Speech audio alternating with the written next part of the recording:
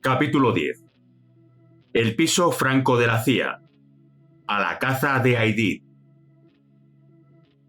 Menos de medio año después de que Casanova y yo termináramos la escuela de francotiradores, nos encargaron una misión: capturar al señor de la guerra, Mohammad Farah Aidid, y a sus lugartenientes. Educado en Moscú y Roma, Aidid fue miembro de la Fuerza de Policía Colonial Italiana antes de ingresar en la milicia y convertirse en general del ejército somalí. El clan de Aidid, Jabar Gidir, el de Ali Mahdi Muhammad, Abdal y otros clanes, derrocaron al dictador de ese país. Después, los dos clanes lucharon entre sí por el control de Somalia. 20.000 somalíes fueron muertos o heridos, y la producción agrícola se frenó. Aunque la comunidad internacional envió comida, especialmente la ONU bajo la operación Restaurar la Esperanza, las milicias de Aidid robaron gran parte de ella, extorsionando o matando a aquellos que no cooperaban, y la intercambiaron con otros países a cambio de armas. Las muertes por inanición se dispararon a cientos de miles de personas, y el sufrimiento aumentó aún más. Aunque otros líderes somalíes trataron de conseguir un acuerdo de paz, Aidid no aceptó ninguno. 5 de junio de 1993. Una fuerza pakistaní que formaba parte del equipo humanitario de Naciones Unidas acudió a examinar un depósito de armas en una emisora de radio. La gente de Aidid estaba protestando en el exterior. Las tropas pakistaníes entraron y llevaron a cabo su inspección. Cuando salieron del edificio, los manifestantes les atacaron, matando a 24 soldados. La gente de Aidid, incluyendo mujeres y niños, lo celebraron descuartizando, destripando y despellejando a los pakistaníes. El almirante Jonathan Howie, representante especial para Somalia de Naciones Unidas, se sintió horrorizado. Fijó una orden de captura de $25.000 a cambio de información que condujera a la detención de Aidid. Howie también presionó intensamente para conseguir ayuda del JSOC. 8 de agosto de 1993. La gente de Aidid utilizó una mina de detonación para matar a 4 policías militares de Estados Unidos. Ya era suficiente. El presidente Bill Clinton dio luz verde al JSOC. La fuerza especial incluiría a 4 miembros del Team Six, la Delta Force, los Rangers, la Task Force 160 y otros. La Task Force 160, apodada los acechadores nocturnos, aportaba el apoyo de helicópteros que habitualmente operaban de noche, volando rápido y a baja altitud, para evitar ser detectados por los radares. Íbamos a llevar a cabo la operación Serpiente Gótica en 3 fases.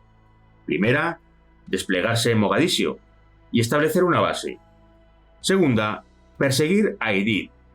Y tercera, si no conseguíamos atraparlo, ir tras sus lugartenientes. En el complejo del team en Dam Neck, Virginia, pequeño gran hombre amargado Casanova y yo nos reunimos para prepararnos para el viaje a Somalia. Entrenamiento, preparación del equipo, dejarse crecer la barba y el pelo. Una parte de la preparación de nuestro equipo consistía en acudir a la sala de encriptación para codificar nuestras radios con el fin de tener comunicaciones de voz seguras. Llevaba mucho tiempo porque teníamos que introducir un montón de códigos, y tenían que ser los mismos para cada radio manual. Decidimos cuál sería la frecuencia común. Como francotirador tenía que comunicarme con Casanova, mi compañero, y ambos teníamos que hacerlo con el otro par de francotiradores, pequeño gran hombre y amargado. También teníamos que ser capaces de comunicarnos con nuestra base de operaciones avanzada. Me aseguré de que mi kit de E&E estaba completo y de que tenía dinero en efectivo para sobornos y supervivencia. Después, probé mis armas disparando por última vez. Como no sabíamos exactamente cuál iba a ser nuestra tarea, nos preparamos para cualquier cosa. Después de completar nuestros preparativos, volamos a Fort Bragg, en Carolina del Norte, donde se encuentra el Mando de Operaciones Especiales del Ejército y otros, en más de 60.000 hectáreas de montes y árboles diseminados de hoja perenne cerca de Fayetteville. Allí recibimos información más concreta sobre nuestra misión. Llevábamos montones de cajas de comida. «No lo vais a necesitar», nos dijo un oficial del ejército. «Vamos a llevar un montón de comida nosotros». Así que dejamos la comida en el complejo de la Delta. Los instructores del Instituto de Lenguaje de Defensa nos enseñaron frases importantes en somalí. Parad, al suelo, retroceded hacia mi voz, deprisa, etc. Después de unos pocos días nos dijeron que la OP podía suspenderse, así que volamos de regreso a Dam Neck. Entonces un oficial de la Delta nos telefoneó. La OP continúa, pero no necesitáis tener el pelo y la barba largos. Así que nos cortamos el pelo y la barba y regresamos a Fort Bragg. 27 de agosto de 1993. Embarcamos en uno de los 6 aviones de carga C-5A Galaxy que transportaban a la Fuerza Especial Ranger. Después de 18 horas en el aire, aterrizamos en el campo de aviación de Mogadiscio, dentro del complejo de la ONU, al sur de esa ciudad. Pacificadores egipcios custodiaban el perímetro exterior. Dentro del complejo, había fuerzas de paz de Italia, Nueva Zelanda, Rumanía y Rusia. Al oeste de la pista de aterrizaje había un viejo hangar de aviones. Allí era donde íbamos a instalarnos. Más allá del hangar había un edificio de 2 plantas con un tejado asimétrico, el Centro de Operaciones Conjuntas, HOC. Las antenas salían del tejado como las espinas de un puercoespín. Un oficial del ejército nos acompañó a Amargado, pequeño gran hombre, Casanova y a mí, detrás del HOC, a la caravana personal del general Garrison. Dentro Garrison no tenía a la vista fotos de la familia o adornos. Sin previo aviso podía marcharse sin dejar huella. Su ayudante acababa de despertarle por nuestra llegada.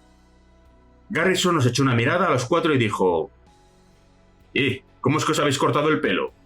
Lo quería largo, así podríais ir a la ciudad y operar. Se nos dijo que usted quería que nos lo cortáramos, señor. Sospechábamos que la Delta había tratado de incapacitarnos para la OP. Adelante, ejército, derrota a la Marina. Nota del traductor. Este lema hace referencia a un partido anual de máxima rivalidad entre los equipos de fútbol americano de las academias del Ejército y de la Marina de Estados Unidos que se remonta a 1890. Obviamente en este contexto se utiliza irónicamente. Fin de la cita. Vosotros 4 vais a ser el eje de esta operación, dijo, y después nos informó. Después de nuestra reunión con Garrison nos conectamos con señales de inteligencia, SIGINT, controlado por un oficial de comunicaciones de la CIA. Su equipo reunía información interceptando señales entre personas, inteligencia de comunicaciones, y señales electrónicas emitidas por tecnología enemiga como radios, radares, sistemas de misiles tierra-aire, aviones, barcos, etc. Inteligencia electrónica. SIGINT descifraba información codificada además de llevar a cabo análisis de tráfico, estudiando quién hacía señales a quién y cuánto. Podían interceptar móviles y comunicaciones de radio, además de usar micrófonos direccionales para captar conversaciones a grandes distancias. La mayor parte de nuestro equipo de SIGINT hablaba 2 o 3 idiomas, y tenían aviones dedicados a su misión. Después fuimos al tráiler de la CIA encima de la colina y nos reunimos con su oficial de operaciones, un negro veterano de la guerra de Vietnam cuyo nombre en clave era Cóndor. Por encima de él estaba el segundo jefe de estación, un italoamericano con nombre en clave Leopard. Ambos dependían del jefe de estación de la CIA, un cachas de gimnasio con un espeso bigote, Garrett Jones, creciente en nombre clave.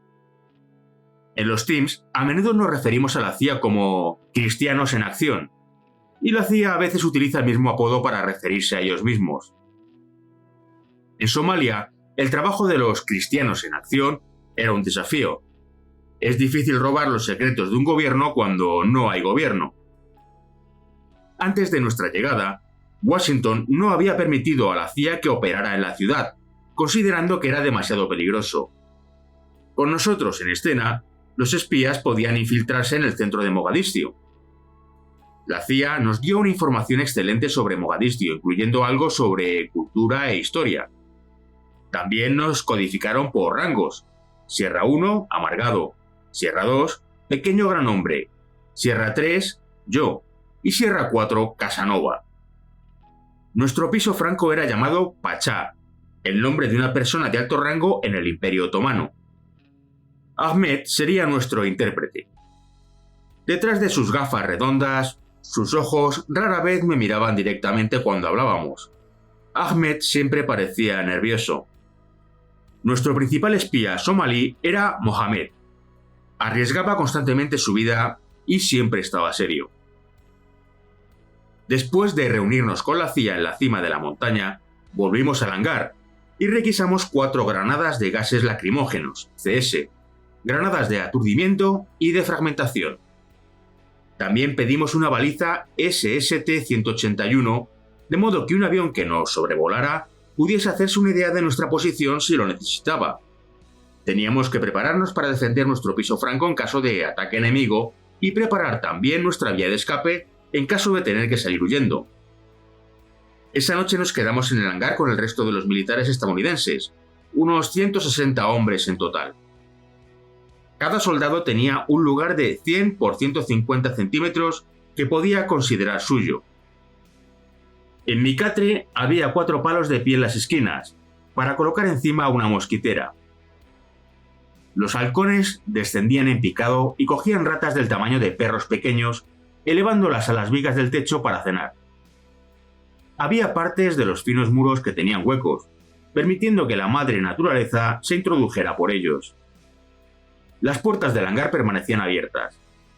Más allá de ellas, los helicópteros estaban posados silenciosamente en el asfalto, llenando el aire del olor de la gasolina. La elevación del terreno me permitía ver luces y fuegos en Mogadiscio. Detrás de nosotros una bandera de Estados Unidos colgaba de las vigas. Podía sentir la sal en el aire del mar que había detrás del hangar. A pesar del lujoso alojamiento, nuestro equipo de 4 hombres no iba a permanecer mucho tiempo allí. Aidid mandó 3 proyectiles de mortero cerca del hangar para desearnos buenas noches. Sabiamente, alguien apagó las luces. 28 de agosto de 1993. El sábado codificamos nuestras radios manuales de supervivencia PRC-112 antes de equiparnos. Me puse mis gafas de sol Oakley.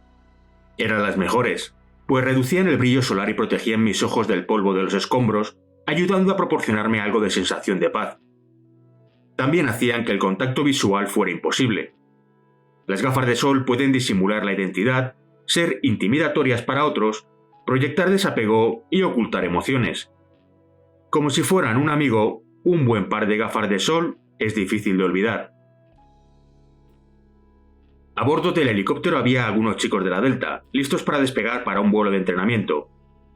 Los pilotos de la Task Force 160, que se encuentran entre los mejores del mundo, les dijeron a los Delta: lo siento, tenemos una OP real. Tenéis que salir para que monten estos tipos. Los Delta bajaron el culo del helicóptero, no estaban contentos. Dios nos libre, no quisiéramos interferir en una OP del mundo real. Subimos al helicóptero. Te lo contaremos cuando volvamos. Los 4, sentados de 2 en 2 en la puerta de cada lado, con las piernas colgando por fuera, nos abrochamos los cinturones de artilleros y el helicóptero despegó. Los operadores de la Delta se hicieron más y más pequeños conforme ganábamos altitud. El helo nos elevó, lo que nos permitió observar rutas y alternativas para ir y regresar de nuestro piso franco. La luz del sol y la guerra habían eliminado gran parte del color de Mogadiscio. Las únicas estructuras consideradas sagradas por ambas partes en la guerra civil eran las mezquitas, de entre los pocos edificios que se erguían sin ser atacados. Muchos de los demás edificios principales habían sido destruidos. La gente vivía en chozas de barro con techos de hojalata en un laberinto de calles sucias. Montañas de hormigón roto, metal retorcido y basura se elevaban en el paisaje, con chasis de coches calcinados esparcidos aquí y allá. Milicianos empuñando AK-47 iban montados en la trasera de camionetas tipo pick-up a toda velocidad. Los fuegos de pilas de basura, barriles de metal y neumáticos ardían sin parar. Parecían las llamas del infierno. Retrocediendo hacia el mar localizamos posibles zonas de aterrizaje cercanas a nuestro piso franco, por si acaso teníamos que llamar a un helicóptero para que nos sacara de allí a toda prisa. Durante nuestro sobrevuelo también comprobamos el litoral en busca de posibles localizaciones desde donde nos pudiera sacar un bote. La arena marrón clara y blanca bordeaba el mar Esmeralda. Podría haber sido el lugar perfecto para un complejo turístico.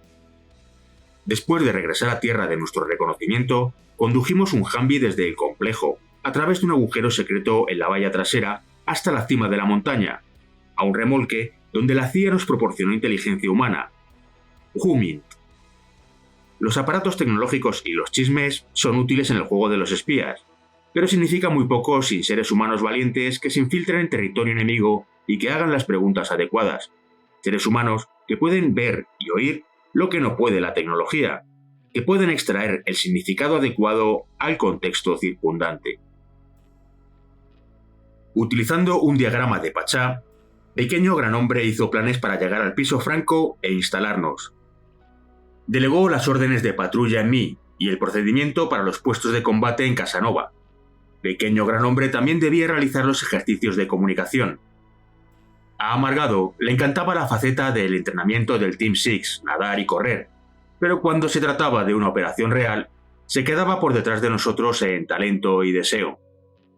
Aunque debería haber jugado un papel más importante en liderar y planificar, limitaba su intervención a establecer quién debería vigilar en la azotea de Pachá y en qué momentos.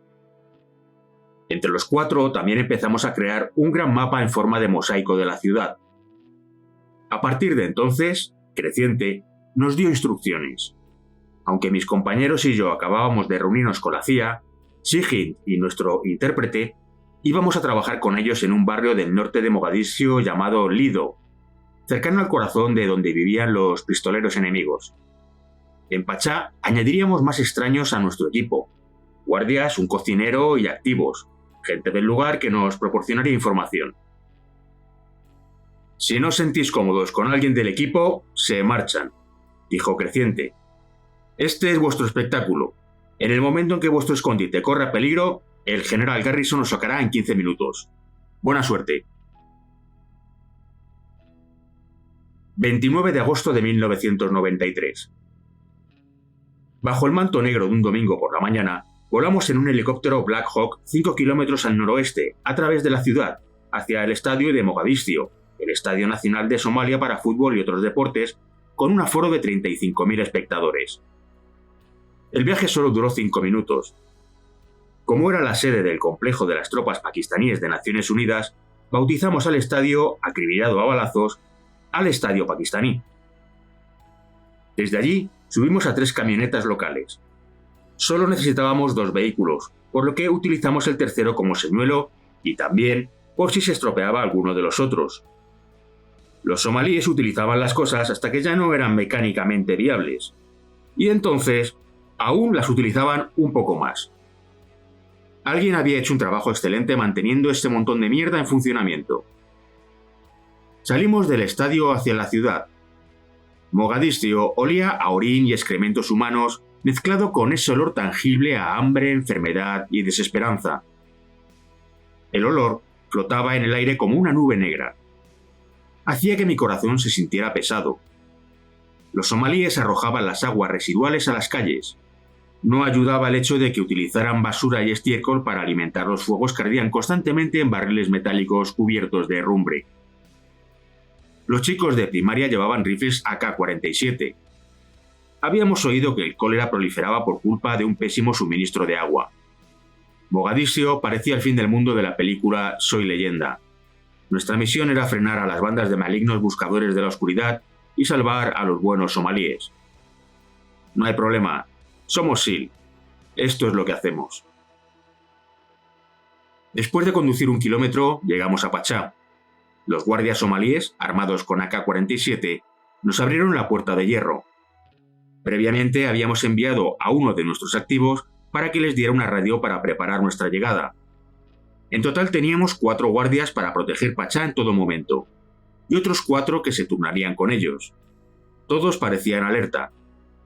Sus delgados brazos no eran mucho más gruesos que el ancho de 3 dedos, haciendo que en comparación los AK-47 fueran enormes. Llevaban camisetas y macawis, unas prendas coloridas parecidas al kilt. Entramos rápido y los guardias cerraron la puerta detrás de nosotros. Pachá tenía una altura de 2 pisos y estaba rodeado de un enorme muro de cemento. Era la casa de un próspero médico que se había marchado con su familia cuando Somalia se volvió demasiado peligrosa para ellos. La pobreza generalizada de Somalia alimentaba los robos, así que cuando se echó el cemento originalmente para construir el muro alrededor de la casa, los albañiles pegaron botellas en los agujeros de los bloques cuando todavía estaba húmedo. Cuando el cemento se secó, los albañiles rompieron los cuellos de las botellas. Así, cualquiera que quisiera escalar el muro tendría que hacerlo sobre cristal roto. Aunque era efectivo, también era horroroso. Una noche se desató un incendio 2 casas más allá. Después nos enteramos de que lo había ocasionado el propietario de una casa repeliendo a un ladrón. A los ladrones les gustaba frecuentar nuestra zona, porque era donde vivían los más ricos. Dentro, el agua era acarreada a los grifos mediante la gravedad, en lugar de por presión. Al abrir una válvula, el agua bajaba de un gran depósito situado en el tejado. Es la ducha con menos presión que he tomado nunca. No podíamos beber agua del grifo a menos que la hiciéramos pasar por nuestra bomba Catadin para limpiarla de microbios peligrosos. A veces la hervíamos. La mayor parte del tiempo traíamos cajas de agua embotellada. Para los parámetros somalíes, éramos acomodados. Estoy seguro de que cuando se marchó el doctor se llevó todo el mobiliario bonito. Teníamos una mesa muy básica a la que sentarnos a la hora de comer. Yo tenía una cama de campaña hecha de tablones de madera de 5 por 10 centímetros y un colchón fino. Comparado con vivir en una chabola y dormir en el suelo, como hacía la mayor parte de los habitantes de la ciudad, vivíamos como príncipes. Cuando estábamos llevando dentro el equipaje, uno de nuestros escuálidos guardias, probablemente no pesaba más de 50 kilos, se agachó para agarrar una de mis bolsas que probablemente pesaba tanto como él. Traté de cogerla, pero insistió en que le dejara llevarla. Se colocó la bolsa en el hombro y subió las escaleras. Nuestro jefe somalí llegó el mismo día que nosotros. Cocinaba comida halal, permitida por la ley islámica, sin cerdo ni alcohol, etc. La comida somalí es una mezcla de cocinas: somalí, etíope, yemení, persa, turca, india e italiana, influenciada por la larga historia comercial de Somalia. De desayuno comíamos tortitas finas parecidas al pan, llamadas kanjiro. Algunos días tomábamos gachas, burash, al estilo italiano, con mantequilla y azúcar. Para la comida del mediodía, el cocinero hacía platos de arroz basmati marrón de grano largo. Aumentaba el aroma y el sabor con clavo, canela, comino y salvia. También nos ponía pasta, basto, con estofado y plátano, en lugar de salsa. Para cenar, el cocinero preparaba judías azuki a fuego lento durante más de mediodía. Las servía con mantequilla y azúcar, un plato llamado cambulo. También hacía unas albóndigas de cabrito sorprendentes. Todo era sorprendente. Incluso el camello tenía un sabor excelente. Mi bebida favorita era el té rojo, rooibos, que es de forma natural dulce y tiene sabor a nueces. Nunca comíamos nuestras MRE en Pachá. Si hubiéramos sabido que la comida iba a ser tan buena, hubiéramos dejado los paquetes de MRE, pesados y que ocupaban mucho espacio, en el complejo del ejército. Aunque, obviamente, los guardias estaban subalimentados, nunca trataron de coger la comida que sobraba. Teníamos que ofrecérsela y convencerles de que la tomaran. Excepto los platos que contenían cerdo, que no comían porque eran musulmanes. Les dimos nuestras MRE. Solo comían una pequeña parte, el resto se la llevaban a casa para sus familias. También les dábamos nuestras botellas de agua vacías, que ellos utilizaban como depósitos para almacenar el agua. A menudo nos daban la mano y se tocaban el corazón como símbolo de agradecimiento y respeto. Nuestro intérprete nos dijo que los guardias estaban felices de que hubieran llegado los estadounidenses. Apreciaban que hubiéramos dejado a nuestras familias y estuviéramos arriesgando la vida para ayudarles. Quizá los medios de comunicación quisieran mostrar a Estados Unidos como un matón, pero pasaban por alto el resto de la historia. Creo que la mayoría de los somalíes querían que les ayudáramos a acabar la guerra civil. El coste de la comida que preparaba el cocinero salía del dinero que el Team Six nos había dado para escape y evasión. Yo enrollaba mis billetes de $100 y los encajaba en la culata de mi Car 15.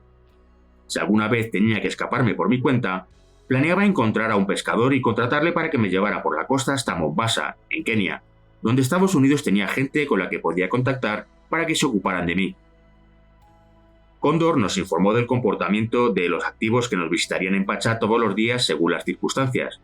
Por ejemplo, si se suponía que un activo debía llegar desde el sureste, pero lo hacía desde el suroeste, sabríamos que le habían seguido o estaba bajo coacción, así que debíamos matar a la persona que le siguiera. Nuestro activo haría algo sencillo como pararse un segundo en una esquina. Entonces, el perseguidor se comería una bala. Si se detenía 2 veces, los 2 que le seguían se la comerían. Nuestros procedimientos eran lo suficientemente secretos como para que un enemigo no supiera que nos estaban mandando una señal, y aunque procurábamos que fueran lo suficientemente simples como para que nuestros activos lo recordaran, dedicábamos horas a repasarlos con ellos. Un SEAL en un tejado cubría siempre la entrada y salida de cada activo, para protegerlos y para mantener alejados a los impostores. Normalmente, cuando un activo llegaba de noche, llevaba una luz química infrarroja o una luciérnaga, una luz infrarroja estroboscópica. La motivación más habitual para los activos era el dinero, especialmente en zonas tan sumidas en la pobreza.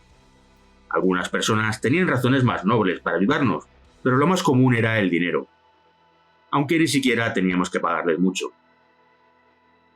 El mismo día que nosotros, llegaron 4 tipos del Sihint, por separado, y utilizando un método de infiltración y una ruta diferentes a los nuestros. Después establecieron su negociado. Su habitación parecía la sala de control de la NASA, para mandar un cohete al espacio exterior. Monitores, botones de mando, interruptores. También colocaron antenas y otros aparatos en el tejado. Parecíamos la CNN. Pequeño Gran Hombre reunió a todo el mundo y nos informó sobre el plan de E-Ané. Como siempre, llevaba su cuchillo Randall en la funda del cinturón. Hombre pequeño, cuchillo grande. Repasé el plan de batalla. Casanova nos dividió en parejas de patrullaje. Yo iría con él, y Pequeño Gran Hombre con Amargado. Cuando nuestro mapa del mosaico de la ciudad estuvo completo, ocupaba toda la pared de la habitación más grande de la casa. Si un activo nos hablaba de una amenaza, colocábamos un alfiler en el lugar y fijábamos sus coordenadas por si necesitábamos solicitar un ataque allí. En una sesión informativa, llegó un activo y nos proporcionó posibles ubicaciones de Mohamed Farah Aidid, el señor de la guerra somalí. Colocamos más alfileres en el mapa. Hotel Olympic, barracones de oficiales, etc. Después mandamos las coordenadas de 8 dígitos a Creciente, en el remolque de la CIA que estaba en la cima de la colina. Ese mismo día, 20 disparos de mortero alcanzaron el aeródromo, el centro de operaciones tácticas y la sede de la CIA. Un proyectil cayó tan cerca del remolque de la CIA que hizo saltar las ventanas por los aires. Los hombres de Aidid se imaginaron que los activos habían ido al tráiler. El proyectil no nos alcanzó por un día. Doblamos la vigilancia en Pachá y explicamos a todo el mundo el pilla y vete. Agarrar los aparatos de codificación del Sihint, meterlos en una mochila, destruir los otros aparatos del Sihint con una granada termita, reunirnos en un punto de encuentro y dirigirnos a la zona de evacuación. La primera noche Casanova y yo vigilamos desde el tejado. Un olor horrible como de restos de un animal muerto llenaba el aire. ¿Qué coño es esto? 30 de agosto de 1993. El lunes busqué por el vecindario el origen del hedor, pero había desaparecido. Nada. Cuando me estaba preparando un té en la parte de abajo, llegó un activo con cierta información. Le llevé té. Lo rechazó educadamente. No, está bien, insistí. Solo tomó media taza, como si le hubiera dado algo de gran valor. Esos somalíes se comportaban sin tomar nunca demasiado. Sihint nos dijo que habían captado una conversación entre un controlador de dispositivos y sus posiciones de tiro. Los operadores del mortero dispararían desde posiciones ocultas mientras el controlador observaba dónde explotaba los proyectiles en relación al objetivo.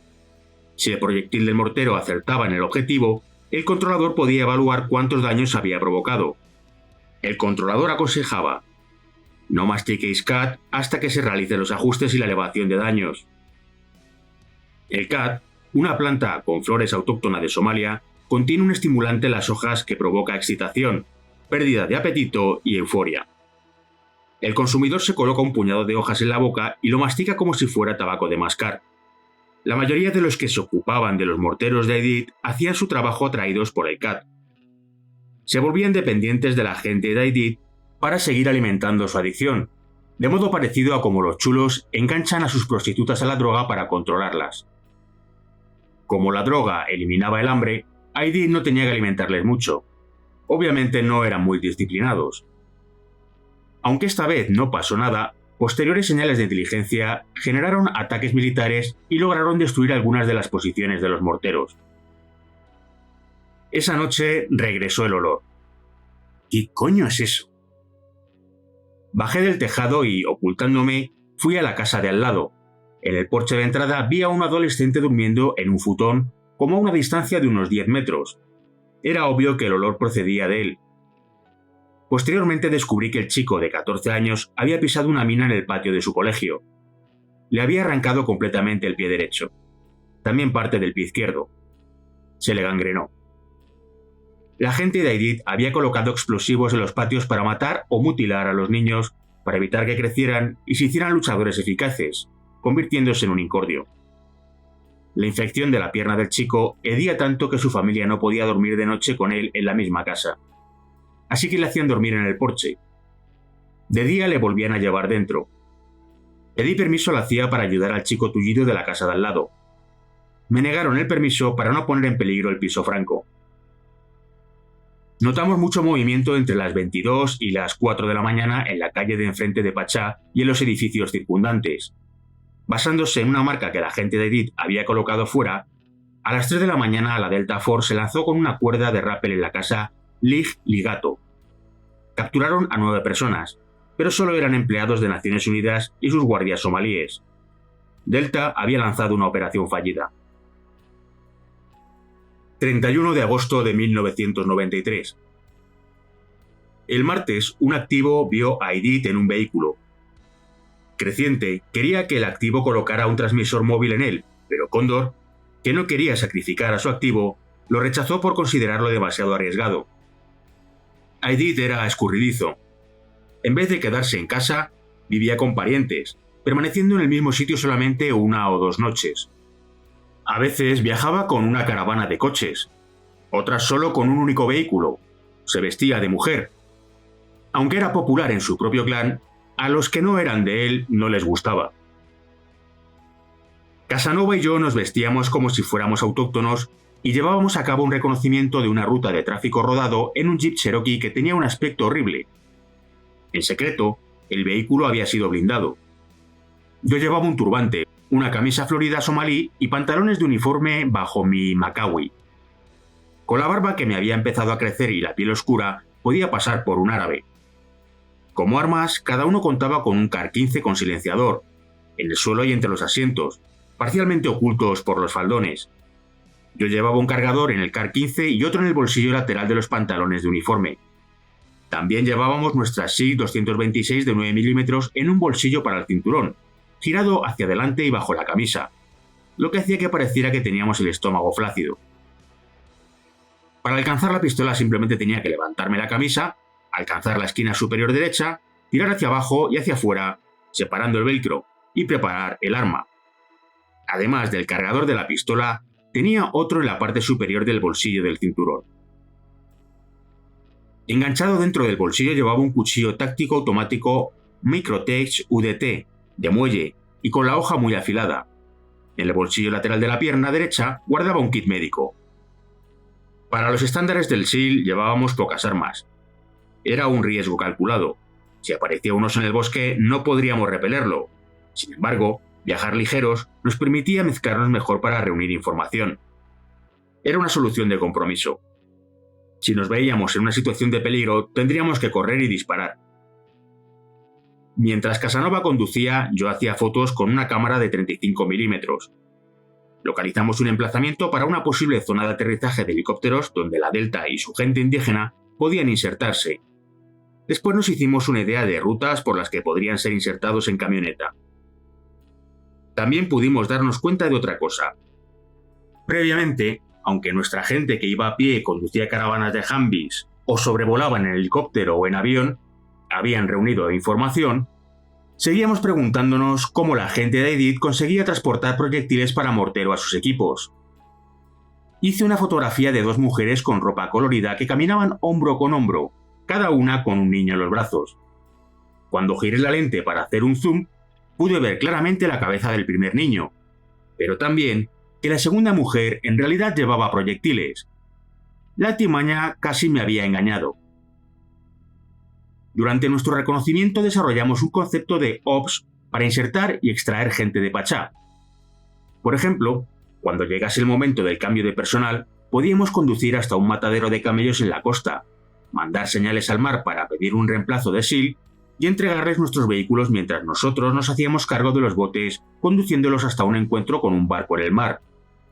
Los SEAL sustitutos podían viajar más ligeros de lo que lo habíamos hecho nosotros, porque ya habíamos almacenado en Pachá el equipo pesado de Sigyn y otros suministros. El matadero, grande como una manzana de casas, había sido propiedad de los rusos, que lo habían abandonado cuando comenzó la guerra civil.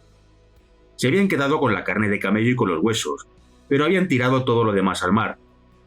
El agua de una de las playas más bellas del mundo se infestó de tiburones, martillo, grandes blancos y todo tipo de tiburones feroces. Nunca había tenido miedo a nadar en ninguna parte, pero no quería hacerlo en esas aguas. Tampoco lo hacían los autóctonos, que nos dejaban el lugar para nuestras necesidades.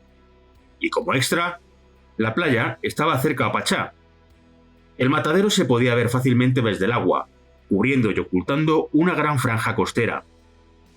Era ideal para que los chicos trajeran las Zodiacs, botes neumáticos de goma negra con motores fuera borda, o RHIB, hasta la costa.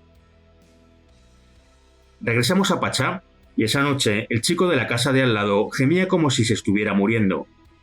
Sabía lo que era ser un chico dolorido. Acaba con esto. Casanova, un médico Sigyn llamado Rick y yo asaltamos la casa del chico, ocultos por nuestros pasamontañas y llevando ametralladoras MP5. No corrimos riesgos. Dimos una patada a la puerta, esposamos con tiras de plástico a la madre, el padre y la tía del niño. Les colocamos en el suelo cerca de la pared. Por supuesto que temían que fuéramos a matarles. Metimos al chico de modo que sus padres pudieran ver lo que íbamos a hacer. Rick sacó su botiquín. Frotó el tejido muerto de las heridas con betadine, un limpiador y desinfectante. Le dolió tanto que tuvimos que ponerle las manos en la boca para evitar que sus gritos despertaran al vecindario. Se desmayó del dolor y de la impresión. Le pusimos antibióticos intravenosos, vendamos las heridas y le suministramos inyecciones en ambas nalgas para frenar la infección. Después desaparecimos. 1 de septiembre de 1993. El miércoles, mientras vigilábamos desde la azotea, vimos a un anciano que llevaba un burro que arrastraba un carro de madera montado en el eje del viejo vehículo. Encima del carro había pilas de ladrillos. Cuando regresó, llevaba la misma carga de ladrillos. ¿Qué? Pedimos a un activo que le siguiera. Este descubrió que el anciano ocultaba morteros en la pila de ladrillos. Informamos. Nuestros superiores emitieron un compromiso de autoridad, dándonos permiso para matarle. Un francotirador tiene que ser mentalmente fuerte, estar anclado firmemente a una religión o filosofía que le permita abstenerse de matar cuando no es necesario y hacerlo cuando lo es. Durante los ataques de francotiradores de Washington en 2002, John Allen Muhammad mató a 10 inocentes e hirió gravemente a otros 3. Disparar puede hacer que una persona se sienta poderosa. Obviamente, un buen francotirador no se debe dejar arrastrar por tales impulsos. Por otra parte, si un francotirador se deja vencer por el síndrome de Estocolmo, no puede llevar a cabo su trabajo. En 1973, unos ladrones retuvieron a unos empleados de banca como rehenes en Estocolmo, Suecia. Durante la traumática experiencia de 6 días, los rehenes se encariñaron con los ladrones, llegando a defenderles tras ser liberados. Desde esta perspectiva, el francotirador se familiariza intrínsecamente con su objetivo, a menudo a lo largo de un periodo de tiempo, cuando conoce su estilo de vida y hábitos. El objetivo probablemente no ha hecho nada para dañar directamente al francotirador. Sin embargo, cuando llega el momento, debe ser capaz de completar su misión. En el tejado de Pachá un muro que daba la vuelta nos ocultaba a Casanova y a mí. Apunté con mi Wing Mag en dirección al anciano, a 450 metros de distancia. Casanova le veía a través de su mira de observación. Preparado, preparado. 3, 2, 1. Ejecuta, ejecuta. Con el objetivo a la vista, apreté el gatillo en el primer ejecuta. Justo entre los ojos. Di en el clavo al burro. Esperando ver morir al anciano cuando cayó en su lugar el burro, Casanova no pudo aguantarse una pequeña risa, no muy del estilo de los francotiradores. El anciano huyó. La risita de Casanova parecía como si tuviera arcadas. Viejos había docenas, pero el burro sería mucho más difícil de sustituir. Nunca vino nadie a hacerse cargo del burro muerto, que seguía enganchado al carro de madera. Simplemente lo dejaron ahí, en medio de la carretera. Más tarde, uno de nuestros activos nos informó de que el anciano no quería transportar los morteros, pero que la gente de Edith le había amenazado con matar a su familia si no lo hacía. Me sentí muy bien al no haber disparado al viejo. El mismo día, los tipos de Sigint interceptaron comunicaciones sobre un ataque con morteros previsto en el hangar del complejo militar. Sigint conocía las frecuencias de comunicación de los equipos de los morteros. Al notificarlo a la base, el personal tuvo tiempo para encontrar refugio antes de que aterrizaran 7 u 8 proyectiles. Ninguno de los nuestros fue herido. Un aviso con solo unos pocos minutos de antelación es enorme. De forma rutinaria, Sigint interfería las comunicaciones entre los controladores de tiro de Aidid y los responsables de los morteros. Sigint guiaba los ataques por radio, mediante vectores, para destruir las posiciones enemigas. También proporcionábamos fácilmente CAD a los adictos que manejaban los morteros. No necesitas convertirte en responsable de mortero para conseguir una dosis. Ten, mastica esto. Sonreían como calabazas de Halloween, con sus dientes manchados de negro y naranja. Sé que es terrible dar droga a un adicto, pero salvaba a otros de salir volando en pedazos por los ataques de mortero. También es probable que los adictos se salvaran de morir por uno de nuestros contraataques. La gente de Aidid empezó a tener más difícil coordinar los ataques de mortero. Esa noche localizamos a un hombre con una AK-47 en la terraza de una de las casas de la parte trasera, un par de calles más allá. Quité el seguro de mi CAR-15 con silenciador y apunté el punto rojo de mi mira en su cabeza. Un disparo fácil. Encima de cada uno de nuestros CAR-15 habíamos montado una mira óptica avanzada de combate, ACOG, una mira para apuntar y disparar de corta distancia de 1,5 aumentos, fabricada por Trigicon. De noche dilataba 10 veces más que mi pupila, proporcionándome luz adicional.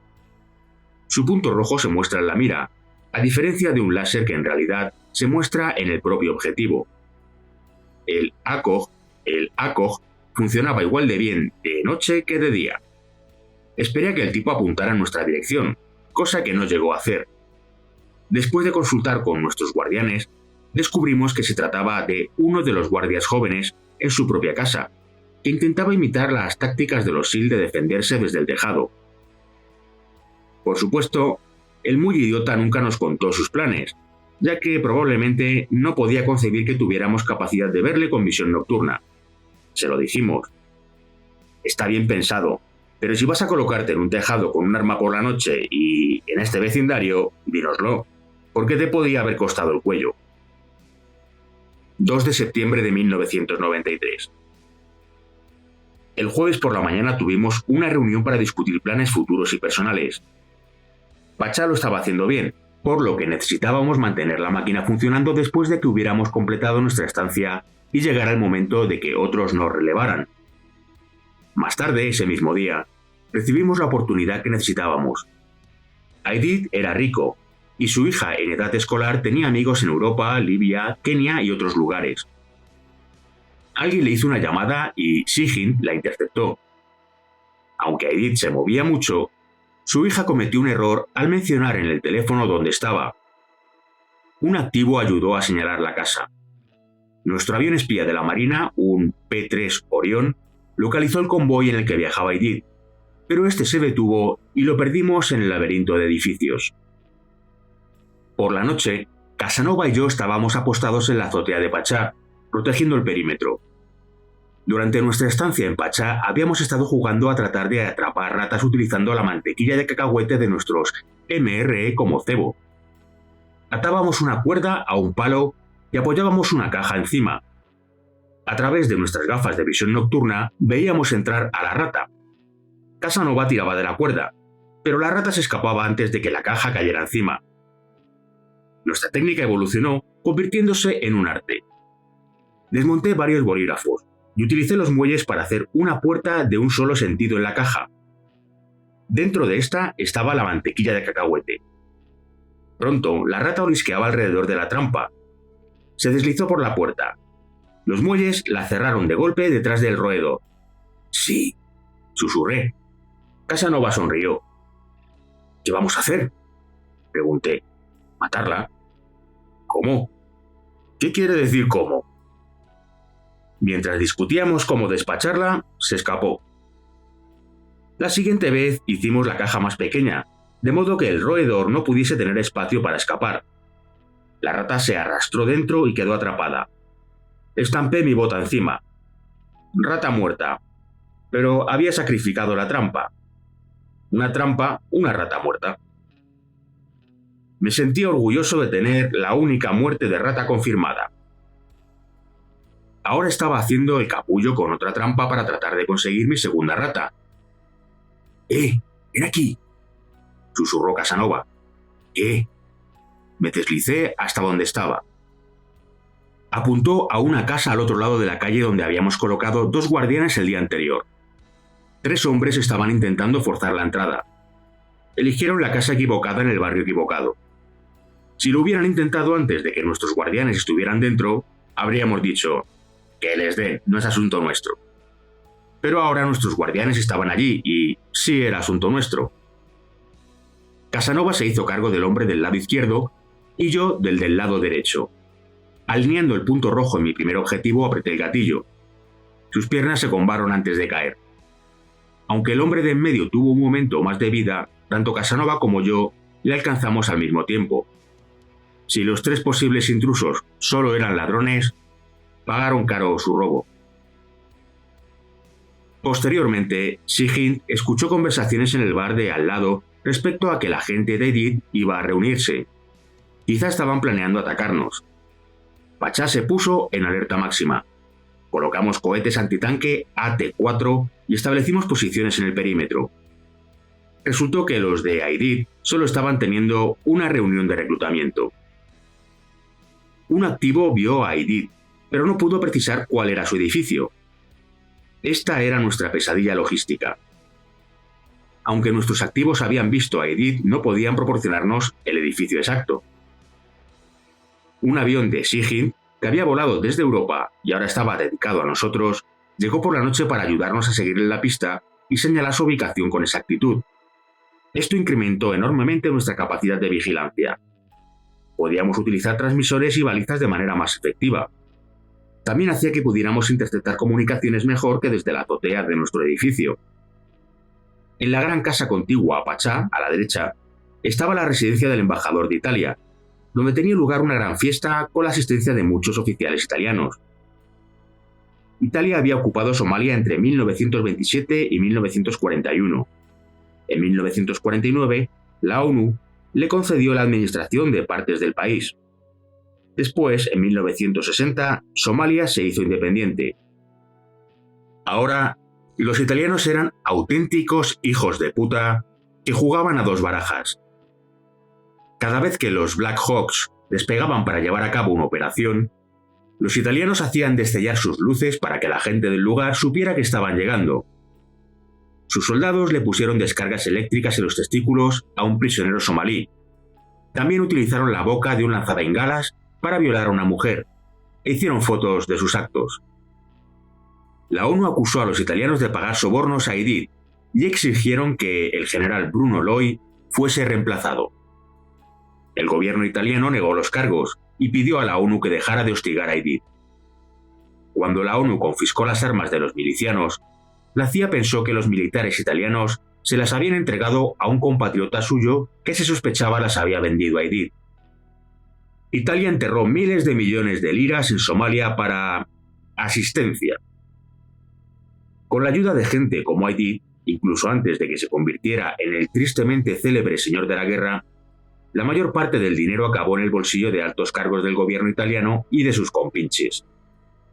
Construyeron una autopista que conectaba Basaso con Mogadiscio, en virtud de la cual se denunció que italianos instalados en Somalia habían recibido sobornos. Los italianos también cultivaron una estrecha relación con corresponsales de noticias, agasajándolos durante su estancia en Mogadiscio. También en nuestro vecindario, y jugando a dos barajas, había un veterano del ejército ruso con cierta experiencia en inteligencia y que ahora era un mercenario que operaba desde un edificio a 2 casas de Pachá. Podía trabajar para cualquier bando, siempre y cuando le pagaran. Sospechábamos que ayudaba a ambos a encontrar pisos francos y al reclutamiento. Parece que este y los italianos trabajaban juntos. La familia siciliana que me había enseñado a cocinar quería a Estados Unidos. En comparación, el comportamiento de los italianos en Somalia me cayó como una patada en el estómago. Recibimos un informe de que Aidid podía haber comprado unos misiles perseguidores infrarrojos tierra-aire, misiles Stinger, que pueden ser utilizados desde tierra para derribar un avión. Casanova, el doctor de Sigil y yo hicimos otro salto en la casa del chico de las piernas heridas. La familia no se asustó tanto esta segunda vez, pero tampoco se notaban relajados. Un asalto es un asalto. Les volvimos a esposar y mantuvimos la seguridad mientras fuimos a buscar al chico. Parecía que estaba mucho mejor, y ya no lloró ni se desmayó mientras le limpiábamos las heridas. 3 de septiembre de 1993. A la mañana siguiente nos preparamos para hacer una visita al complejo del ejército. Nuestros guardias somalíes iban de avanzadilla, realizando un reconocimiento de la ruta antes de que nosotros saliéramos. Durante el viaje, los guardias utilizaban un señuelo que se alejaba de nosotros tomando otra ruta. Cualquiera que tratara de seguirnos tendría que dividir sus fuerzas para perseguir ambos vehículos o tirar una moneda al aire con la esperanza de acertar con el vehículo adecuado. Aunque había recibido entrenamiento formal para este tipo de tácticas, nuestros guardianes resolvieron la operación por su cuenta. La experiencia de haber luchado en la guerra civil les había enseñado a adaptarse por necesidad. Eran muy inteligentes. El interior del complejo del ejército estaba fortificado con escondites para francotiradores, torres con vigilantes y posiciones de combate. Cogimos algunas luces químicas infrarrojas y bengalas para utilizarlas con el fin de mejorar el perímetro de seguridad de Pachá. Mientras estuvimos allí, también tuvimos una reunión con Delta, contándoles los detalles del ataque con morteros y los lugares desde donde sospechábamos que disparaban. Subieron al tejado del hangar y llevaron a cabo un reconocimiento mediante disparos. Los francotiradores disparaban a las zonas sospechosas de tener morteros con la esperanza de que Sigyn captase las comunicaciones de blancos cercanos, lo que permitiría verificar las localizaciones. Cuando el general Garrison se enteró, se cabreó. No le gustaba el reconocimiento mediante disparos. Esa noche, de vuelta en Pachá, para ayudar a que nuestros guardianes tuvieran una mejor comprensión de lo que estábamos haciendo y cómo lo estábamos haciendo, Casanova se ató una luz química infrarroja y caminó por el perímetro de la casa. Para el ojo desnudo, la luz química era invisible. Dejé que los guardianes miraran a través de nuestras miras de visión nocturna KN-250, de modo que pudieran ver la luz brillando sobre Casanova. Se quedaron boquiabiertos, con la cara como si acabaran de ver un ovni aterrizar. Bajaron las miras y miraron con el ojo desnudo. Después volvieron a mirar a Casanova a través de la mira. Comenzaron a hablar rápido y sus cuerpos se animaron, como si ahora estuvieran volando en el ovni que acababa de aterrizar. Casanova y yo nos reímos entre dientes ante su reacción. Más tarde, de noche, fuimos con Raya Espina, que trabajaba para Cóndor, para hacer un espectáculo con las luces químicas y otros bártulos para el jefe de la policía, uno de nuestros mayores activos y responsable de reclutar a otros muchos, ofreciéndole una muestra de cómo trabajábamos. Como resultado de ello, el jefe de la policía se sintió más seguro a la hora de poner a su gente en riesgo al trabajar con nosotros. $50.000 le hicieron sentirse financieramente seguro. Quizás solo utilizara unos $1.000 para pagar a sus 20 o 30 activos, quedándose el resto del dinero. Casanova y yo entramos otra vez en la casa del adolescente herido. Mamá y papá se colocaron en posición, obedientemente, en el suelo, cerca del muro, antes de que les tuviéramos que llevar allí. El tío se arrodilló sobre una pierna y sacó una bandeja de té para nosotros. Cogí la bebida y les ofrecí a la familia. La rechazaron. Esta vez habíamos traído a nuestro intérprete para enseñar a la familia cómo deberían cuidar al chico. Habían hecho un gran esfuerzo para conseguir el té, y era todo lo que tenían. Era la única manera que conocían de darnos las gracias. Habían recurrido a un curandero, pero obviamente no había sido de mucha ayuda para el chico. Para entonces, el hedor de las heridas casi había desaparecido. Seguía teniendo algo de fiebre. A pesar de ello, le hicimos otra friega quirúrgica. Le dimos a la familia algo de amoxicilina, un antibiótico para las infecciones. Dadle esto al chico 3 veces al día durante los próximos 10 días. Me di cuenta entonces de que sus encías sangraban. El interior de su boca era una carnicería. Tiene escorbuto, dijo nuestro médico. El escorbuto lo provoca la deficiencia de vitamina C. Los antiguos marineros solían pillar esta enfermedad hasta que el cirujano escocés James Lind de la Marina Real Británica se dio cuenta de que los que comían frutas cítricas tenían menos problemas con el escorbuto. Dada la fácil disponibilidad de limas procedentes de las colonias británicas del Caribe, la Marina suministró a sus marineros zumo de lima. Este es el motivo de que los marineros británicos recibieran el nombre de limey. Esta es la palabra inglesa para lima. 4 de septiembre de 1993. Casanova y yo salimos a dar una vuelta en coche para buscar rutas alternativas de E y E, descubrir lugares desde donde se atacaba con morteros y familiarizarnos más con la zona. Más tarde, un activo nos dijo que habían colocado 2 minas en una carretera para que fueran detonadas al paso de vehículos estadounidenses, la misma carretera que había utilizado el día anterior para reunirme con Delta en el complejo del ejército. Debían haberse enterado de nuestro viaje, y simplemente no nos alcanzaron. En nuestro vecindario, las niñas caminaban más de 1,5 kilómetros solo para conseguir agua potable y llevarla a casa. Una niña de 4 años llevaba a su hermana de 2 en el patio delantero echándole agua por la cabeza. Muchos estadounidenses no se dan cuenta de lo dichosos que somos. Tenemos que ser más agradecidos. Para entonces, nos habíamos hecho famosos y controlábamos un área de 2 a 3 manzanas. Cuando Casanova veía a los escolares, sacaba músculos y se besaba sus grandes bíceps. Ellos le imitaban. Se reunía un pequeño grupo de chicos y nosotros les pasábamos parte de nuestros MRE, caramelos, galletas de chocolate, Tootsie Rolls y chicles. Sí, salíamos de nuestro escondite, pues Cóndor pensaba que esto era bueno para ganar los corazones y las mentes de los nativos. Yo estaba de acuerdo.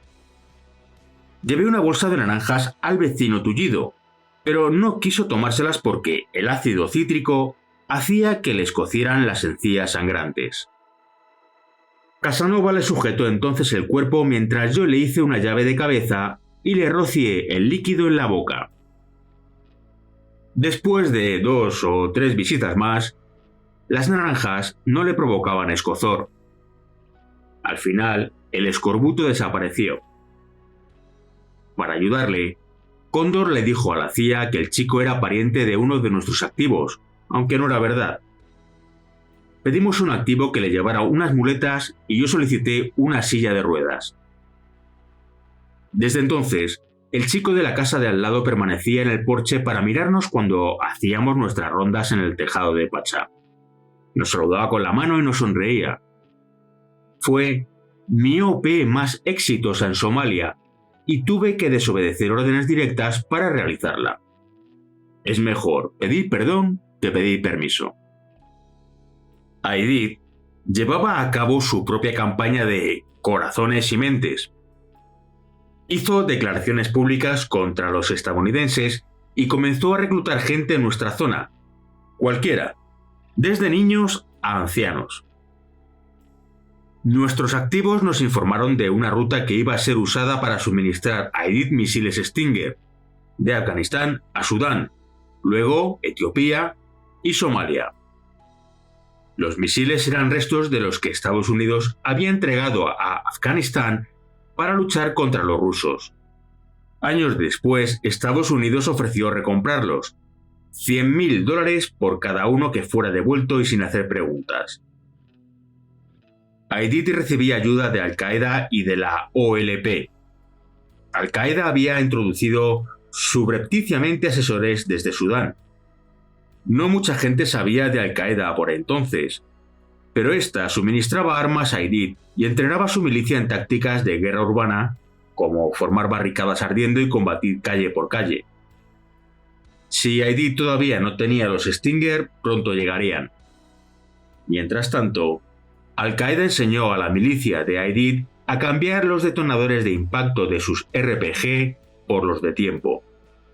En lugar de tener que realizar un impacto directo en un helicóptero, el RPG podía detonar cerca del rotor de cola, el talón de Aquiles de un helicóptero.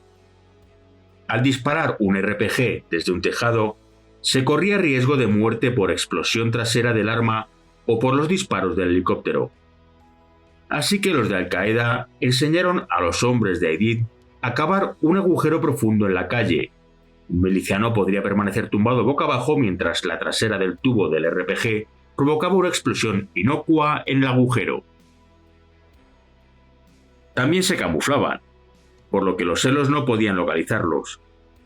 Aunque en aquel momento no lo sabía, los asesores de Al-Qaeda en Somalia incluían probablemente al jefe militar de Osama Bin Laden, Mohammad Atef. De forma parecida, la OLP ayudó a Aidid con consejos y suministros. Ahora Aidid quería alcanzar objetivos estadounidenses prominentes. Nuestro SIGINT interceptó comunicaciones relativas a un complot para lanzar un ataque con morteros contra la embajada estadounidense. Además, unos activos nos informaron de que los italianos seguían permitiendo a las milicias de Aidid que atravesaran los puestos de control militar de la ONU que protegían la ciudad. Los milicianos simplemente tenían que averiguar dónde tenían ellos sus puestos de control para poder moverse libremente, directamente en el patio trasero de Estados Unidos y donde quisieran. Dos guardaespaldas de Aidid querían proporcionar la ubicación de su señor a cambio de una recompensa de $25.000. Leopard quería reunirse con ellos en Pachá. Para llegar allí, Leopard planeó moverse a través del puesto de control italiano, cerca de una antigua fábrica de pasta. Puesto de control pasta. Sin embargo, Leopard no sabía que los italianos habían entregado secretamente el puesto a los nigerianos. Minutos después del cambio, la milicia de Aidid realizó una emboscada contra el puesto y mató a los 7 nigerianos. Esa tarde, escuché un fuego cruzado cerca de Pachá y la explosión más cercana de un mortero hasta la fecha. Evidentemente, los malos habían empezado a darse cuenta de lo que estaba pasando y dónde. Nuestros días en Pachá estaban contados. 5 de septiembre de 1993. El domingo por la mañana, antes de las 8:00, Leopard y 4 guardaespaldas salieron del complejo de la ONU en 2 Isuzu Trooper, Cuando los vehículos llegaron al puesto de control Pasta, una muchedumbre se apiñó alrededor de ellos. Unos 200 metros más allá había neumáticos ardiendo y cemento que bloqueaban la carretera. El conductor de Leopard pisó el acelerador, atravesando la emboscada. Su vehículo fue alcanzado por 49 balas. Un disparo atravesó un hueco en el chaleco antibalas de Leopard, golpeándolo en el cuello. El conductor le sacó a toda velocidad de la emboscada y llevó a Leopard a un hospital en el complejo de la ONU. Después de casi 12 litros de sangre y de 100 puntos, el general Garrison mandó a Leopard a un hospital en Alemania. Sobrevivió. Más tarde, ese mismo día, escuché disparos del calibre 50 del tipo de los que pueden penetrar ladrillos, hechos desde el noroeste, a entre 275 y 450 metros de distancia de nuestra posición. Con el tiroteo cercano y una emboscada reciente, sabíamos que estaban a punto de picarnos el billete. Ahora estábamos en alerta máxima y nos colocamos en nuestros puestos de combate. Llamé para que un AC-130 Spectre sobrevolara por si necesitábamos ayuda. Con su capacidad para permanecer largos periodos de tiempo en el aire, el avión de la Fuerza Aérea tenía 2 cañones de 20 mm M61 Vulcan, uno de 40 mm L60 Bofors y otro de 105 mm M102. Unos sensores sofisticados y el radar le ayudaban a detectar al enemigo en tierra. Podía soltar un conejo en un campo de fútbol y el AC-130 Spectre lo cocinaría. Yo había recibido entrenamiento en el campo Hurlburt, Florida, en capacidades de aviones y en cómo avisar para que su fuego diluviara sobre el enemigo. Me excitaba saber que nos estábamos preparando para iluminar a algunos de los hombres de Aidid. Pero la fortuna les sonrió, porque decidieron combatir en otro momento. Ese mismo día, descubrimos que uno de nuestros activos principales había sido descubierto, por lo que teníamos que sacarle del país. A las 20:00, un activo nos dijo que Aidid estaba en casa de su tía. Cóndor avisó a un Elo para que llevara a Raya Espina y al activo a la base del ejército e informaran al general Garrison. Todos en Pachá estábamos extasiados. Todo lo que habíamos hecho en Pachá, organizar a los activos, Sigint, todo, había llevado a ese momento. Teníamos buena información y la cobertura de la oscuridad para proteger a nuestro equipo de asalto. El activo incluso tenía un croquis de la casa, algo perfecto para los operadores especiales que tienen que entrar en las habitaciones. Aidid era nuestro. Nos denegaron la petición. Sigo sin saber por qué. Cóndor y Raya Espina estaban indignados. «No volveremos a tener una oportunidad tan buena». El resto de nosotros tampoco podíamos creérnoslo. ¿Whisky, Tango, Foxtrot? En el alfabeto fonético militar, este término quiere decir ¿qué coño pasa? Estaba furioso por haber trabajado tanto para una misión tan importante y que ahora nos ignoraran. Parece ser que la política militar era la culpable. También me sentía avergonzado por cómo mis propios militares habían tratado a la CIA. Cóndor, lo siento mucho. No sé por qué no hacemos esto. Cóndor no estaba enfadado con los SEAL, sino con el general Garrison. Si Garrison no va a hacerlo, ¿para qué nos ha enviado aquí fuera? ¿Para qué todo este trabajo? ¿Gastar este dinero? ¿Ponernos en riesgo? ¿Poner a nuestros activos en riesgo? Si no vamos a apretar el gatillo, terminé la frase. Teníamos a Aidid. Tiene razón, maldita sea, le teníamos. En aquel momento yo también estaba enfadado con Garrison. Delta realizó una operación fallida en la casa Ligato, pero no pudo llevarla a cabo cuando realmente teníamos a Aidid. No iba a servir de nada pegarle un puñetazo a algo o gritar a alguien. Cuando me pongo muy furioso me quedo muy tranquilo. Después de que Cóndor y yo compartiéramos nuestras miserias, me quedé callado. Los demás me dejaron espacio. Todos lamentamos la pérdida de esa misión. 6 de septiembre de 1993. A las 4:00, en el tejado de Pachá, Casanova y yo oíamos un tanque hacer un círculo amplio. Ni siquiera sabíamos que Aidid tenía un tanque. Preparamos nuestros AT-4. Horas después, Casanova y yo se lo dijimos a Pequeño Gran Hombre y a Amargado.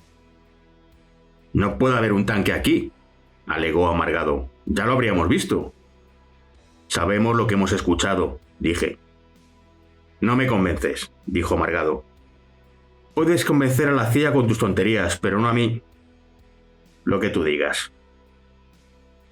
Esa misma mañana dispararon a uno de nuestros activos al salir de su vehículo. Poco después mataron a un segundo activo, el hermano de nuestra criada, de un disparo en la cabeza. Era uno de los tipos buenos. Estaba con nosotros tanto por el dinero como para ayudar a que su clan terminara con la guerra civil. Ella no podía ocultar la tristeza en sus ojos. Como si las cosas no estuvieran suficientemente mal para nosotros, un tercer activo recibió una paliza por parte de los italianos que casi le dejó muerto. Nos llegó un informe de que Aidid tenía armas antiaéreas. Aidid se hizo más fuerte y sofisticado gracias a la ayuda de Al-Qaeda y a la OLP, y con los italianos haciendo la vista gorda. La población autóctona también se daba cuenta de su crecimiento, lo que le animaba a unirse a él. Delta tenía información de que Aidid estaba en el antiguo complejo ruso. Le persiguieron y tomaron 17 prisioneros, pero no encontraron a Aidid. Solo 2 de los 17 fueron considerados interesantes. Fueron detenidos, interrogados y liberados. Delta había proporcionado a la gente de Aidid otra muestra de cómo operaban: volar hasta el lugar, descender mediante cuerda de rappel y utilizar una fuerza de bloqueo de Rangers en Humvee para proteger a los operadores mientras desmantelaban la casa. Eso nos iba a terminar perjudicando. 7 de septiembre de 1993. Uno de nuestros activos principales, Abe, nos visitó 4 horas después. Temíamos que hubiera muerto. Finalmente apareció. Hago la misión de esta noche. Lo siento, han cancelado tu misión. ¿Cancelado? La misión ha sido cancelada. No hay ninguna misión para ti esta noche. Por la tarde, Casanova y yo escoltamos a Cóndor, que iba a entregar $50.000 a un activo. Los activos de alto nivel eran ricos e influyentes, y tenían un grupo de gente que trabajaba para ellos. Cóndor acudía a ver a los activos de nivel superior en lugar de hacer que fueran a visitarle, para controlar el número de nuevos reclutas, reunir sus fotografías, averiguar cómo se iba a repartir el dinero con sus propios activos e informarles sobre los procedimientos. Toda la reunión duró 1 hora y media. Mientras Casanova y yo hacíamos guardia afuera, oímos un tiroteo a aproximadamente 200 metros al norte. Pequeño, gran hombre y amargado vieron las balas trazadoras procedentes del tiroteo dirigiéndose en dirección a donde estábamos. «Tío, ¿necesitáis ayuda?», nos preguntaron por radio. «No, no estamos involucrados». Si encendíamos una bengala verde, pequeño, gran hombre y amargado llamarían a un Elo para que nos sacara, y a continuación se abrirían camino hasta nuestra posición para ayudarnos hasta que llegara el Elo. Esa noche de regreso a Pachá, tuve mi segunda muerte confirmada de una rata. 8 de septiembre de 1993. Los Rangers informaron de que habían localizado un viejo tanque ruso a unos 4 kilómetros fuera de la ciudad y lo habían destruido. Le recordé amargado el tanque que Casanova y yo habíamos oído hacía varias noches. ¿Ves? Se llama tanque. ¿Sabes? Hacen un ruido determinado cuando se mueven. Amargado se marchó. Ese día, Abe se convirtió en nuestro principal activo. Le dimos una luz infrarroja estroboscópica y una baliza con un imán pegado. Parecía confiado en que podía acercarse a Aidid, así que alertamos a Delta. «Aidid se mueve», llamó Abe. Fue avanzando la noche, pero Abe no pudo señalar la posición de Aidid. Esa noche, aunque no hubo tráfico de comunicaciones que llegara a Sigyn, hubo varias explosiones potentes que procedían del aeropuerto. Los equipos de mortero de Aidid habían descubierto cómo comunicar su fuego y control sin ser interceptados por nosotros. Malditos, son resistentes. 9 de septiembre de 1993. El general Garrison obtuvo permiso para pasar a la fase 3, perseguir a los lugartenientes de Aidid. Delta sobrevoló Mogadiscio como demostración de fuerza con el paquete completo, de 10 a 12 Little Birds y de 20 a 30 Black Hawks. Los francotiradores de Delta iban montados en los ligeros Little Birds, que podían transportar armas, cohetes y misiles.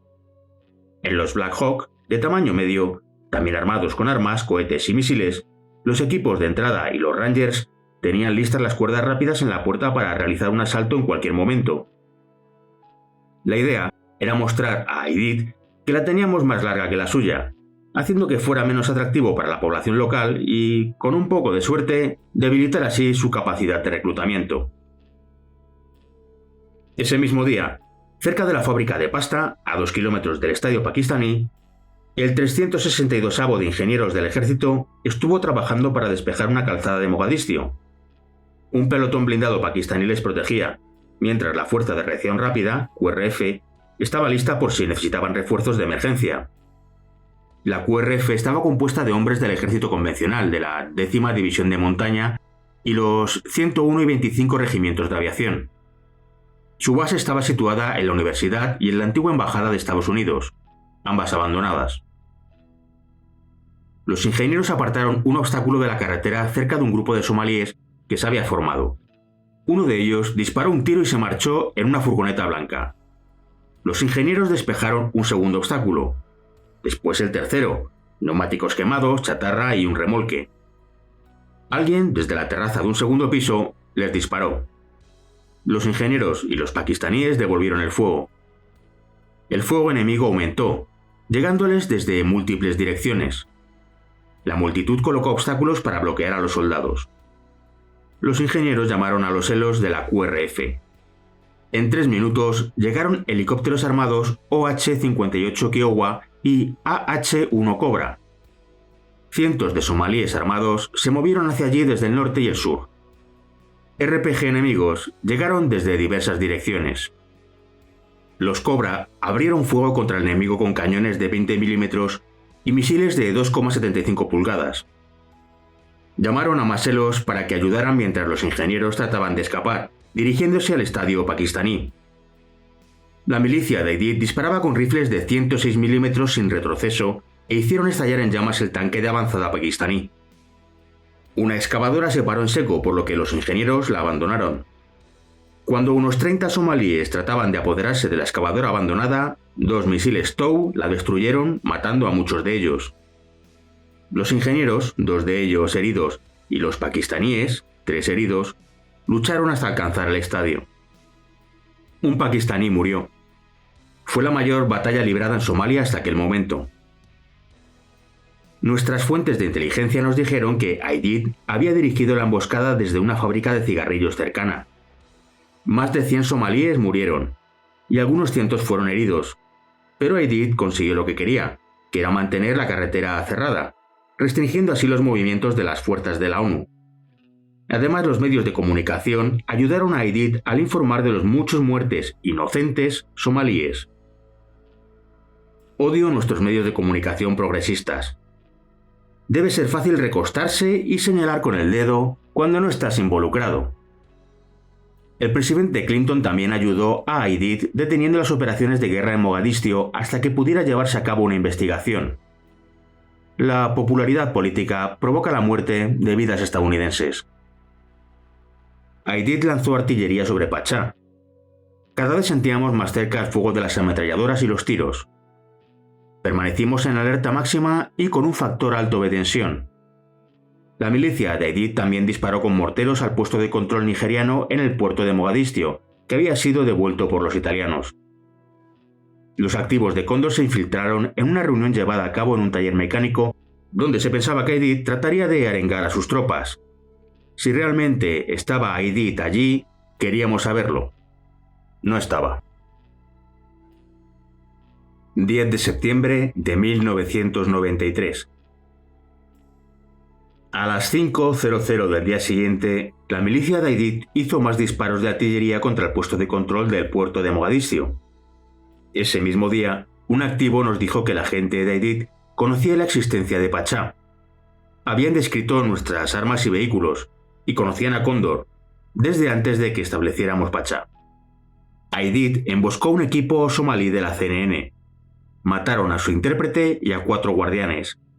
La milicia de Aidid los había confundido con nosotros. También nos enteramos de que un periodista italiano había conseguido una entrevista con Aidid. Uno de nuestros activos colocó una baliza en el coche del periodista, por lo que pudimos seguirlo. El periodista debió de sospechar que algo iba mal, porque en vez de ir a ver a Aidid, fue a casa de uno de los buenos, probablemente con la esperanza de que lanzáramos un ataque contra el sitio original. Afortunadamente, teníamos un activo sobre el terreno verificando la localización. Aún así, engañaron a la CIA, y a nosotros también. Teníamos buena información respecto a que la gente de Aidid nos iba a tender una emboscada. En lugar de estar 2 SEAL vigilando y 2 descansando, pasamos a 3 vigilando y 1 descansando. 11 de septiembre de 1993. Finalmente me fui a la cama a las 7:00 de la mañana siguiente. No había habido emboscada. Amargado me despertó a las 11 para decirme que uno de nuestros activos había informado de que la milicia de Aidid nos estaba rodeando. Otro activo nos dijo que los malos tenían en el punto de mira a nuestro guardián jefe, Abdi, porque sabían que estaba trabajando para la CIA. Uno de los guardianes que utilizaba era su propio hijo. El guardián jefe se encargaba de pagar a los guardias, además era responsable de sus vidas. Tenía un estatus importante en su clan. Había puesto en peligro a su familia y a su clan para ayudar a la CIA. Parte de su motivación era el dinero, pero la mayor parecía ser un futuro mejor para su familia. Ahora se la habían jugado. Más tarde nos enteraríamos de quién la había denunciado: los italianos. Cóndor llamó al general Garrison. Nos han puesto en peligro y necesitamos salir de este jodido sitio. A las 15:00, dejando todo el equipo no esencial como los MRE, todo el mundo en Pachá hizo las maletas y condujimos hasta el estadio pakistaní. Unos helicópteros nos sacaron a las 19:35, llevándonos de nuevo al hangar del complejo militar. Al reevaluar la situación, el primer día en Pachá deberíamos haber esposado a los italianos y haberlos expulsado de la zona, y también haber asesinado al mercenario ruso. Entonces hubiéramos tenido una oportunidad mayor de manejar nuestro piso franco y capturar a Aidid. Por supuesto que también hubiera ayudado si nuestros propios militares nos hubieran dejado capturar a Aidid cuando lo teníamos localizado en casa de su tía. Aunque habíamos perdido Pachá, seguíamos teniendo objetivos que cumplir.